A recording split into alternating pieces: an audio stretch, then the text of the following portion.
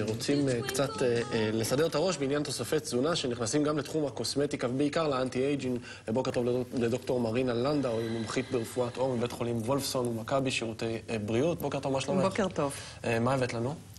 הבאתי קודם כל גישה חדשה לנושא של טיפול, מה שנקרא קוסמטיקה מבפנים. כמו שבכל התחומים ברפואה אנחנו מנסים לשלב תרופות עם דברים שהם יותר על דרך הטבע. מתפתח היום ענף חדש של טיפול בפגעי העור על כל המובנים, גם תמיכה במחלות עור, גם טיפולים מניעתיים בהזדקנות עור, שמתבסס בעצם על תוספי מזון. האם כדור טבעי שבולעים אותו יכול להשפיע על העור? התשובה לשאלה הזאת היא שככה אנחנו מקבלים בשנים האחרונות שכנראה שכן. ויש מספר דוגמאות, זאת אומרת, זו לא דוגמה אחת. אומגה 3, שמעתם על אומגה 3? כן, מאוד פופולרי, אומגה 3 בשנים האחרונות. למה לוקחים אומגה 3? לתפקודי כבד, אם אני לא טועה? המוח וכלי הדם, זה הדברים המוכחים יותר.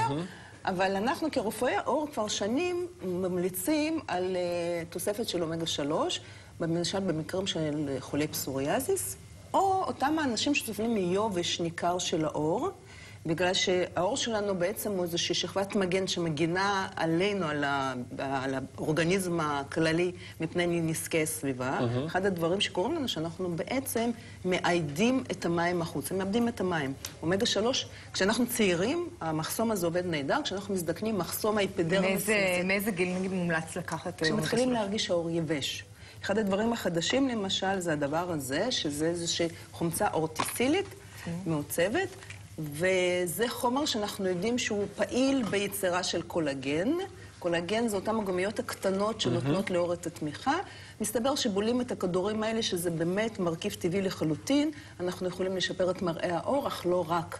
גם ציפורניים ושיער. זה גברים ונשים? גברים ונשים. גברים ונשים כאחד. נכון. אוקיי, ויש לך... ואפשר לחזק את העור והציפורניים בלי שיש להם מחלה, כי אנחנו רוצים לחזק את אותם הדברים בלי שבעצם יש איזושהי מחלה שדורשת תרופות. לוקופן זה אחד הלעיתים, לוקופן זה התמצית של עגבניות. אפשר במקום זה לאכול קטשופ, אבל קצת קשה לאכול קטשופ, אבל זה...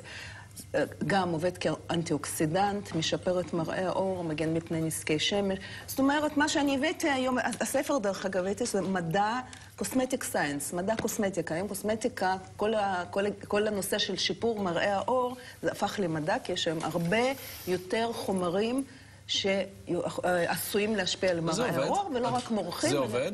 חלק כן, חלק לא. לכן הדבר הזה מבוסס על מחקרים. זה עובד. עכשיו, יש לנו המון מידע בתחום הזה, והמון יועצים, ועד שאנחנו פוגשים באמת אוטוריטה מקצועית כמוך, לוקח זמן. אם אני אדם מן היישוב ואני מגיע לבית המרקחת ואני רוצה לפעול לפי התורה הזו, לפי איזה אמות מידה אני צריך לפעול? צריך לשאול את הרוקח מתוך תקווה שהרוקח ייתן תשובה אובייקטיבית ולא בייס. אבל כששאלתי אותי אם כל החומרים עובדים, לא. למשל, שנים אנחנו כרופאי עור נתנו תוספת של אבץ, צינק. אותם המקרים שלא הייתה בעיה, אנשים באים, קצת צער נושר, אין איזושהי מחלת עור ברורה, ואנחנו במחקרים שנעשו, מחקרים מבוקרים, יראו שהתוספת של צינק לא עושה... את יודעת כמה כסף הוצאתי על אבץ? מה עם ויטמין D? לא עוזר להם. ויטמין D זה נהדר, אבל לא פחות לעור. זאת אומרת, כשאנחנו מדברים על ויטמין D, אנחנו מדברים יותר על נושא של עצם, מניעת מחלות סרטניות כנראה, לחץ דם, זאת אומרת, ויטמין D היום זה פשוט הטרנד עכשיו. זה לא יומה, אפילו עם השאלה שלי על האומגה בעניין הכבד, יש... אולי ימצאו משהו, אתה נתת רעיון, מישהו יעשה זה שיצאתי דביל גמור, זה סיפור אחד. לא, אתה גם מודאג כל כך, אתה בריא, אתה נחמד, הכל בסדר, אתה קצת, השיער נושר לך, לא נורא.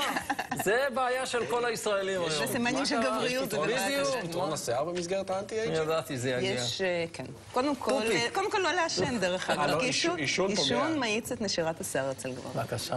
אתה עישנת בהפסקת פרסומת. אז זה גם כן אנטי-אייג'ינג. זאת לפני שאנחנו מתחילים עם כל התוספים, אז כדאי גם לאמץ דרכי חיים יותר בריאות. אבל אין צל ספק שהדברים האלה... עושים את השלב הראשון. אז נשאר צעירים.